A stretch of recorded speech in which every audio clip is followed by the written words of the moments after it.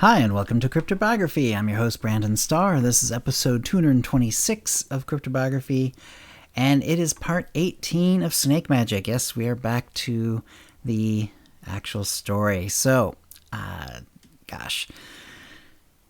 this point, we should probably do a little recap since it's been a couple of weeks. Neidre has now made it to the Nazrak lands, and she is actually actively learning magic, and that's pretty much a good enough to go on. So obviously, if you want more details, well, there's 17 more episodes of this that you can listen to, and I hope you're enjoying them. I'm enjoying writing them, and here we go.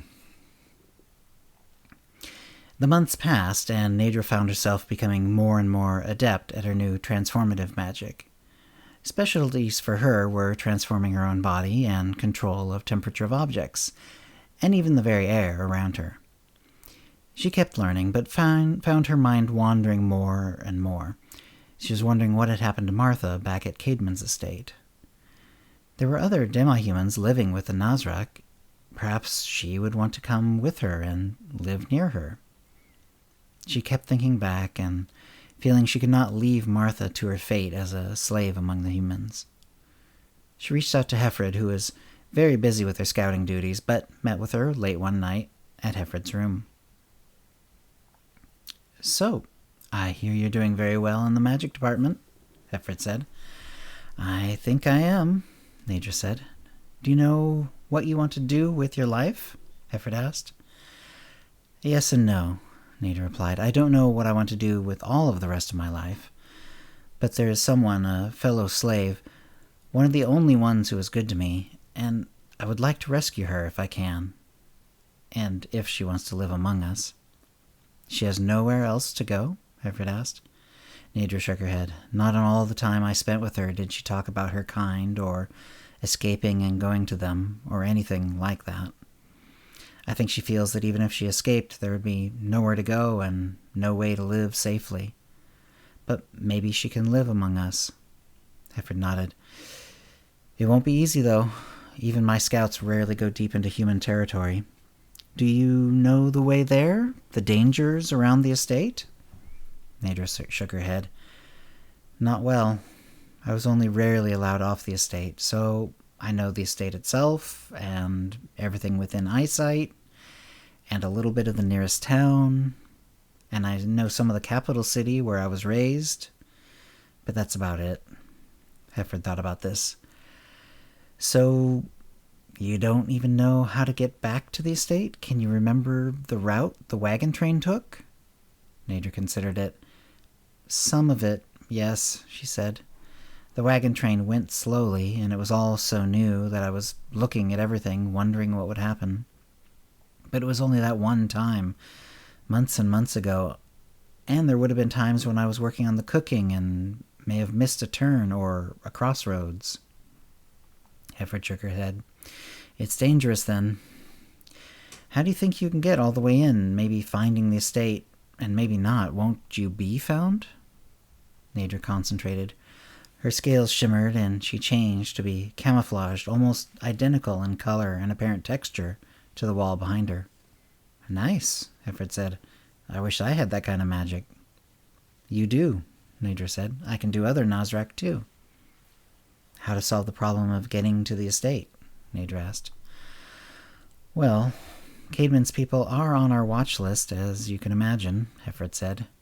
"But he hasn't sent out any wagon trains since yours. We took note of the standards he had on his wagons, and my people will report to me if any are seen." "He may not send any more," Neidre said. "It feels like he got what he wanted when he had them attack. Otherwise, he wouldn't have burned that particular bridge. So he may be holed up in his estate with him and his apprentices, doing whatever they needed to do with the Nazrak orbs. In which case, I think our best bet would be for me, and perhaps some of my scouts, to escort you carefully into human territory. We can find the estate, and then you can determine a way to get to your friend." "Thank you, Heffred," Neidre said. She moved forward and put a hand on her shoulder to let her know how much she meant it. Heffred grinned back. and I think I can sell this to my superiors as a reasonable opportunity to learn more about the human areas, so we can do this above board.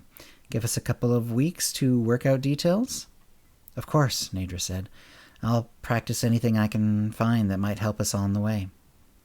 In a couple of months, as the spring warmed the world up again, Neidre, Heffred, and some of Heffred's scouts set out to explore the human lands. Heffred had taken the time to make a map to bring along with them, one of the most detailed maps of the human lands that they had. She consulted with her scouts and others who were from or who had been in the human lands to corroborate and improve the information. Based on what they had, and what Neidre remembered from her time on the wagon train, they had some idea of where to begin their search, but it would take many days just to get there. This time was added to because, as Nazrak approaching human territory, they could not take the easy paths. Often they paralleled the roads, keeping them barely within sight. The mountain pass was tricky, as there was no way to go over it other than the road itself. Fortunately, it did not see much use, and so the Nazrak were able to cross by watching ahead and moving forward only when the road was clear. There was one very close call, however.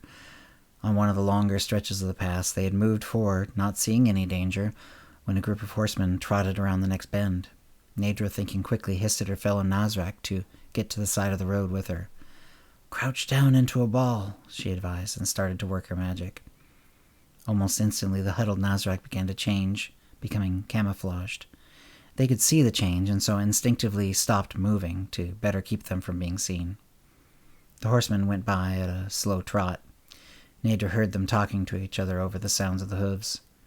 "Where did you see it?" "Somewhere around here. Whatever or whoever it was must have ducked back around the next bend." At this, the leader put his heels into the side of his horse, and the others did the same.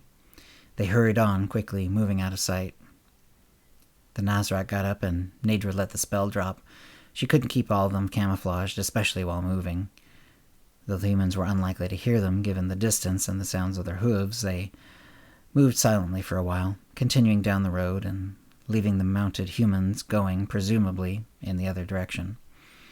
They waited every bend, now making sure to also check behind them in case the humans decided to retrace their path. Finally, they made it past the mountains. The hills and lowlands were laid out before them.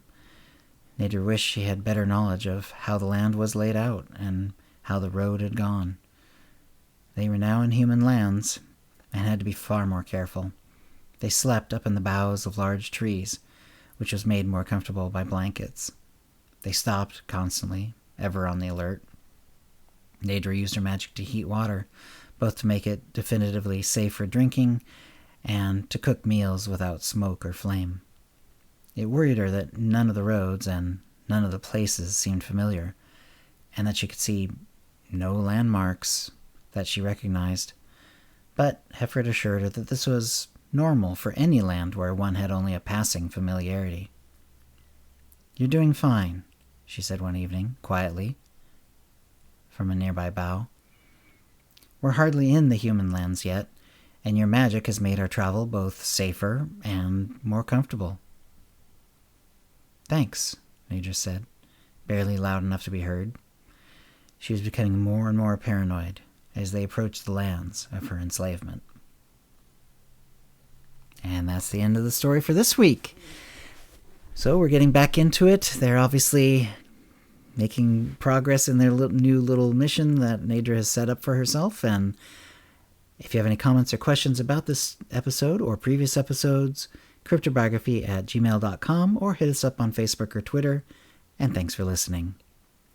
Words and music copyright 2021, CryptoBiography LLC, all rights reserved. Characters and events are fictional, fictionalized, or satirical.